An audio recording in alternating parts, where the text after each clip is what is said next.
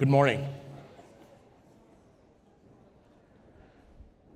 In 1997, when Deep Blue beat Garry Kasparov at chess, we called it a step change in artificial intelligence. Then in 2016, when AlphaGo beat Lee Sedol at Go, we called it a step change in machine learning. What we are witnessing in 2025 is unprecedented and fundamentally different. We're seeing AI systems not just crawl through corpuses of data and reason and identify fraud. We're seeing these systems actually help broker deals, draft complex financial instruments, do real-time trading, and displaying reasoning that surprises even their creators. These systems are displaying agency, the ability to act independently, goal-driven, seek information, pivot when that information changes, and make autonomous decisions. So the question is not whether agentic AI is going to reshape financial services industry. It's happening right now. The question to ask is whether you will be architecting this transformation for your organization, or are you going to allow yourself to be disrupted? I'm Iqbal with AWS, and in the next 30 minutes, I will demonstrate to you how agentic AI is reshaping the future of financial services today, right now. Most important, you will walk out of this room with a mental model on how you can optimize and tune this technology to be the architects of transformation for your organization. So let's go ahead and get started. The way agentic AI is fundamentally different from what I call passive AI, which does reasoning, answers questions, is that it has the ability to have a goal-driven, independent behavior, and it can independently seek and solve objectives. It gathers information, and based on that information, it can create different reasoning-based tasks. And then, based on the information that it gathers back from these tasks, it can make autonomous decisions.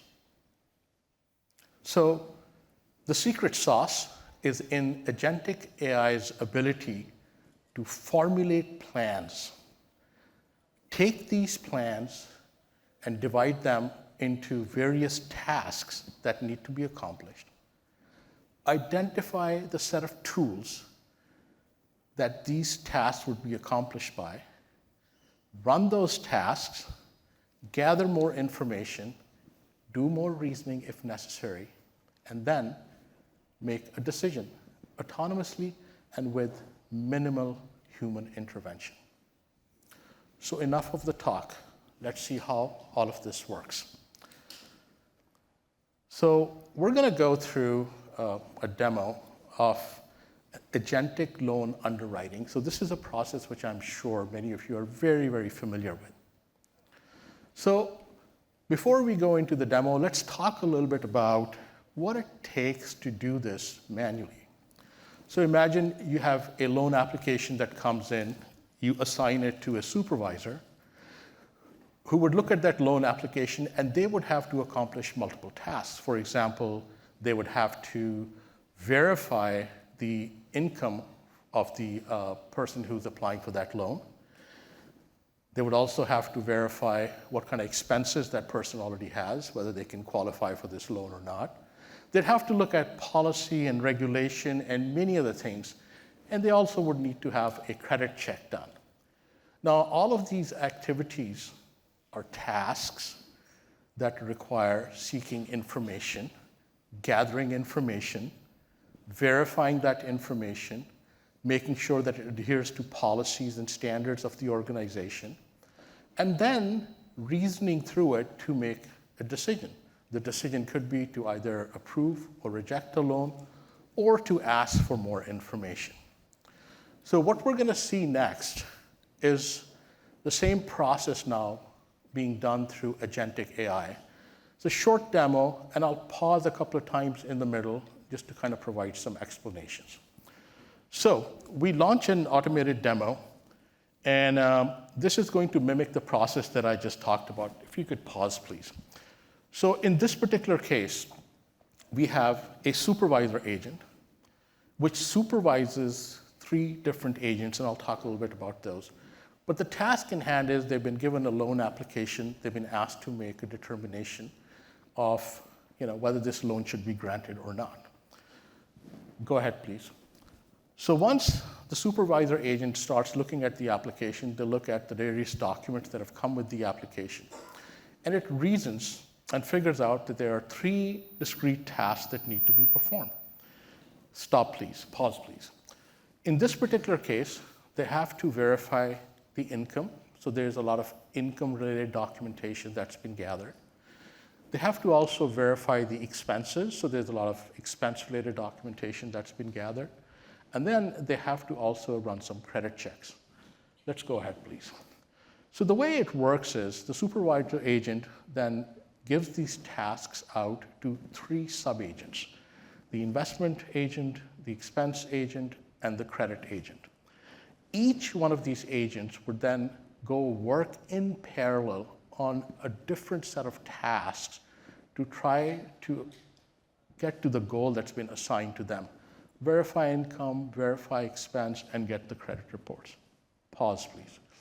So as this information is being collected, each one of these agents has the ability to act independently and autonomously to provide a set of recommendations, which will then be passed on back to the supervisor agent. Go ahead, please.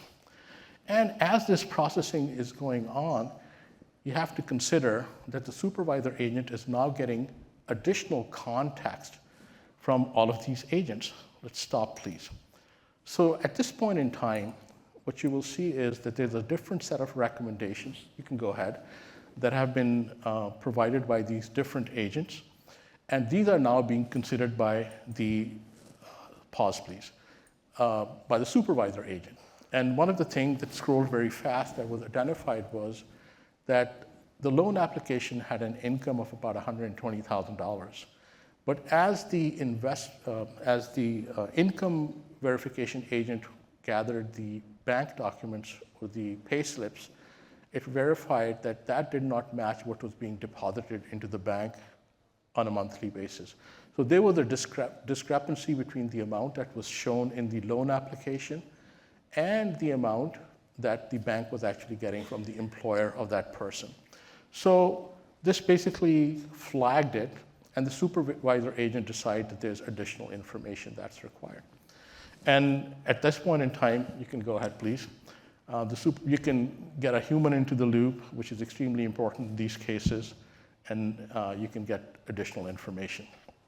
So how are we seeing multiple organizations gain value from agentic AI today? In the financial services industry, there's really, I could put this into 3 different buckets. So the first bucket would be in workplace productivity. In this particular case, many of the financial services industry players are using agentic AI to power the work that their knowledge workers do. So for example, research analysts, traders, folks that are working on risk assessments have the ability to use agentic AI into their workflows and be more productive, be more efficient, and optimize the cost of the work that they're doing. We're also seeing, in terms of workplace productivity, a lot of great work being done by the developers who are using agentic AI tools. And we've seen major transformations happening in this area. So what used to take years and months in terms of coding and development, or even migrations and transformations, is now being done in a much, much shorter time frame. Secondly, we're seeing major business workflows. I kind of demonstrated one for you for underwriting and loan application processing, but there are others as well that are being transformed across the board using these technologies in the financial services industry. Now, these use cases could be all the way from intelligent document processing to fraud detection to creating hyper-personalized personal experiences for customers calling in, as well as different type of analysis and research that's required for trading or financial services. And finally, we're seeing a lot of financial services organizations utilize agentic AI to run massive simulations at scale and running experiments to kind of figure out what are the opportunities that are ahead of them, as well as what are some of the trade-offs that they need to make to avoid the pitfalls that might be coming in their future. So initially, I talked about, hey, you're going to be able to walk out of here with a mental model for how you can be the architects of this transformation for your organization and how you can optimize this technology to really become a competitive advantage for your organization. So the mental model that we've seen successful customers use when they've succeeded with implementing agentic AI for their business is kind of captured on this screen. So first of all, we've seen that it's very, very important to work backwards from a real business problem that you're trying to solve. Trying to implement AI or generative AI or agentic AI for the sake of technology is never a good idea. We've seen organizations become very successful when they have identified a specific problem that they want to solve within a specific workflow. So an example could be they want to reduce the time it takes to process a loan. They want to have considerably more success when they're trying to identify fraudulent transactions. So those are the kind of workflows that you can then apply agentic AI principles to and technology to solve and get good results. Secondly, these organizations that have been successful across the board, and there are many of those that are our customers, have treated their data as their biggest differentiator. Originally, many of these companies have data that's in silos. There's very little communication, or I would say meaningful interaction or communication between this data. So what these organizations have done as a best practice is they've applied modern data architecture principles, which allows data to be exchanged in a meaningful manner across these silos, but while it's properly governed and with responsible AI frameworks on top of them. And this data exchange has made it possible for them to take their most valuable asset, which is their data, and use it for insights-driven, value-driven work. Trust is non-negotiable in the financial services industry. All of the organizations that we have worked with, which have been extremely successful in deploying generative AI and getting value out of it, have clearly identified and implemented a responsible AI framework for their organization. They've also put in the right compliance, security, and regulatory controls and built guardrails for their AI systems that operate within the confines of these controls. And that's been very, very important. You also need to demand the best price performance. At AWS, we believe in model choice. Our Bedrock service has 30 plus different model providers that provide various number of models, large language models for helping with generative AI as well as agentic AI. And we believe that no one single model can fit all use cases. So customers should be able to look at various models, run a comparative analysis based on their use case, and we provide these kind of comparative analysis tools, and then decide which model they want to use. And they have to be conscious about price as well as performance while they do that. And finally, as you saw in the demo, it is in order to accomplish complex tasks or use agentic AI in workflows that involve very complex tasks, it's really recommended to use a multi-agent approach, which is what I demonstrated to you. So with that, I'd like to conclude this presentation and invite Chris over to the stage so we can have a Q&A session. Much. So that was a super, super, super interesting display. I guess I'll just we'll take a seat, I suppose. Sure. Since you're so I guess the first question is, I think that with AI, sometimes it can be a little bit overwhelming. So you'll see, hey, it could be used here, it could be used here. Are there any use cases when you focus and you sort of double click on early adoption, any particular use cases in financial services that you are seeing a real pickup in, where you're seeing enthusiasm and really a push on your end to develop? Yeah, we're seeing a lot of different use cases. I think the earliest adoption we saw was in two different use cases. One was intelligent document processing, and the other one was chatbots for questions and answers. So, can you define that just for us, Sure. like, particularly the first category, intelligent Sure. document processing? So intelligent document processing, look, I mean, all of our financial services organizations have a lot of different documents. Some of these are in structured format, so they could have data that's stored in databases. Some of them are simply in PDF files or unstructured format. And then some of these could be metadata that's associated with different code or application that sits in multiple repositories as well. They also may have software as a service solutions where it's like ServiceNow or Jira, or they have documents in Microsoft Office 365 or in SharePoint. So there's a huge wealth of documentation across the organization. And there are different types of workflows that are associated with, first of all, identifying where these documents are, then collecting these documents, then analyzing these documents, and then coming up with insights or decisions, right?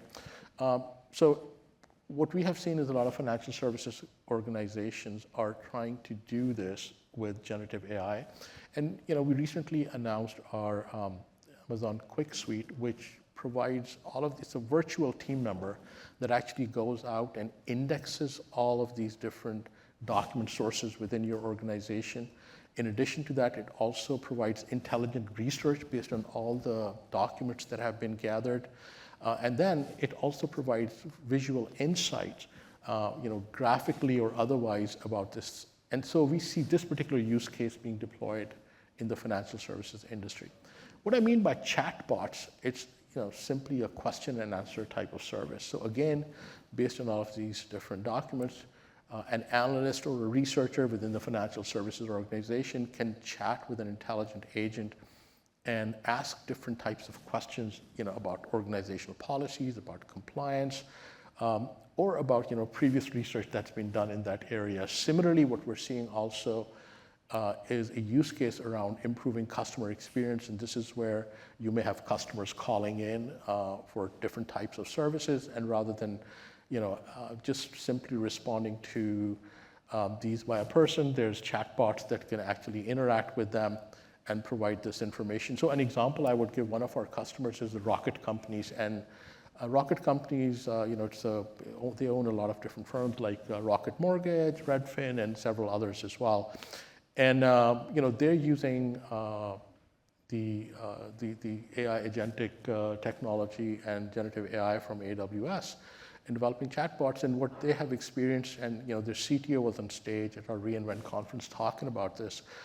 They've been able to reduce the time it takes to process a request that they get from the customer by 68%. And during these interactions that they're having with folks that are kind of calling in through this chatbot and asking different questions around mortgage processing, they've done 70% of their interactions are solved by Agentic AI. And one final number I'd give you is that they've published a statistic that they are 3x more likely to close on a mortgage loan once they're going through this process. So, as a dumb lawyer, the first thing that I found super interesting with your answer, particularly on the documents, sort of intelligent document processing end, is that your answer was an engineer's answer. It was the answer of, well, we're not even going to get into the sort of use case first. We're going to get into the functionality, and that there's interest in the functionality first, and then sort of we can find the use cases. That is the functionality of being able to organize, identify, locate those documents, et cetera. That was your answer on my question, which I was thinking naturally about, okay, is this, trading purposes, customer-facing purposes? Is this something that's being used internally for your compliance? Your first answer was, first of all, let's just have a basic functionality of just organizing our internal data and records. Yeah, because I think it's fundamental to have good data. Otherwise, garbage in, garbage out. Yep. So you have to, the best practice where we've seen a lot of these organizations succeed is when they put in the right fundamentals, the foundations beneath. But then in terms of the business use cases, I mean, our own finance team is using intelligent document processing to process invoices, tens of thousands of them on a monthly basis, and identify issues with them as well. We've seen a lot of our organizations kind of actually, take years and years of historical data, scan those into electronic repositories, and then use those to kind of do different type of document analysis, such as for mortgage and lending and underwriting processes as well. And finally, we have stock exchanges that are using AI to kind of do smart research with different documents and analyzing risk, and then coming up with different measures to kind of mitigate these risks. So when your customers come to you, and I'm even in the back of my mind, I'm thinking a little bit about government, but just in general, do they know what they want all the time? I mean, there's a certain kind of a question that I suppose you need your customers to upskill in terms of their understanding of GenAI in order to even kind of come to you to be able to ask questions in the first place or to make demands. I mean, like, what does that relationship even look like? Yeah, first of all, we have really smart customers. They are smart. And they've invested a lot in, and they're continuing to invest a lot in, internal education, enablement, as well as working with partners like ourselves to kind of upskill not just the staff that's doing the operations where Agentic AI would be applied, but also executive leadership as well as developers. Our experience is that we always try to work backwards from the customer. So a lot of times, sometimes I would say a customer would come and they would describe a problem, but it's a symptom of something. It's not really why that problem is occurring. So we have this working backward process that we'll work with them to really identify what is the root cause that's creating that symptom, and then we help them focus on that and come up with a solution that's going to be scalable. We'll start. So AWS, the AI doctor, to identify the different symptoms. I mean, you put a lot of emphasis on sort of governance, and I think that that's important both in terms of the quality of the garbage in, garbage out question and the trust issue that you emphasize. Can you maybe talk a little bit more practically from your vantage point? Like, what does governance sort of mean to you? I mean, in terms of security management and other issues.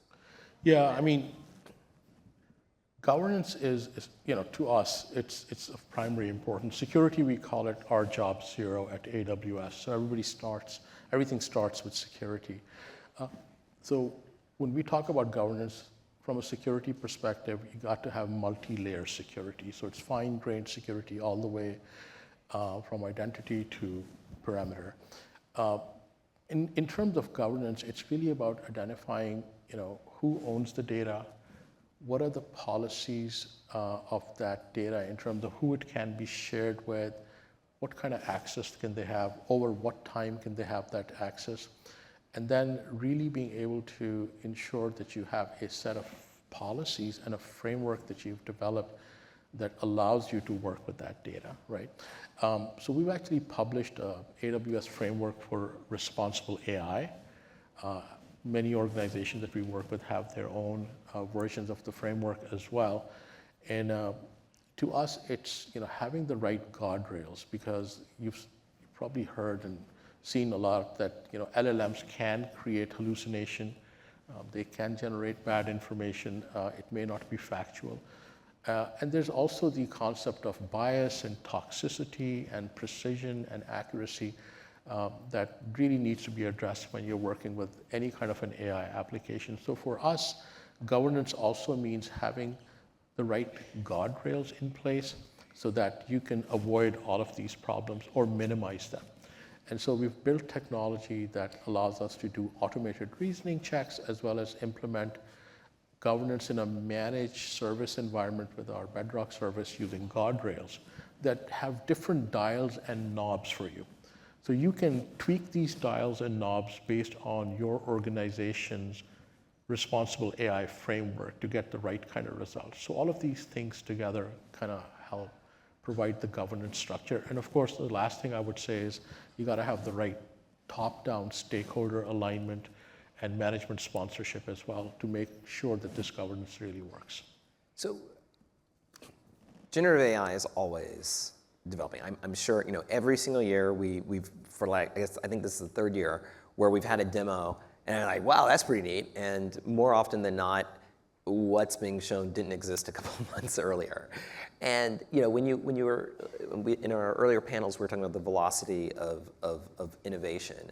I mean, how exactly do you and does or would you suggest and what do you see over at AWS in terms of supporting the infrastructure for even launching the new AI products in the first place? I mean, when you think about the deployment of agentic AI systems, what are those key infrastructure capabilities that you need, and how does that relate to just even the speed of deployment for the needs of customers? Sure. At AWS, our approach to the development and deployment of new technology is based on having a comprehensive stack, which is enterprise grade, but it has the flexibility where if you're a startup or if you're a large enterprise, you're able to use it. And then you need to have the right guardrails, which I've mentioned before, around that. So really, we have these primitives that we work with to kind of develop and deploy any kind of technology that you see as becoming available as an AWS service.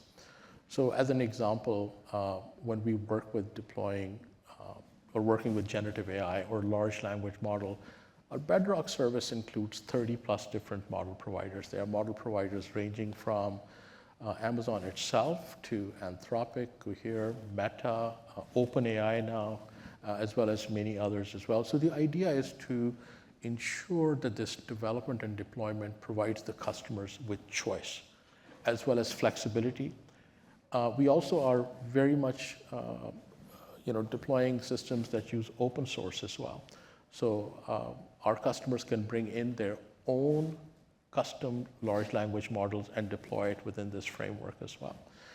Similarly, as we've been working with agents, what we realize is that it's easy to kind of create an agent and deploy it in a demo environment, but it takes a lot of hard work to go scale it up to a large organization, to tens of thousands.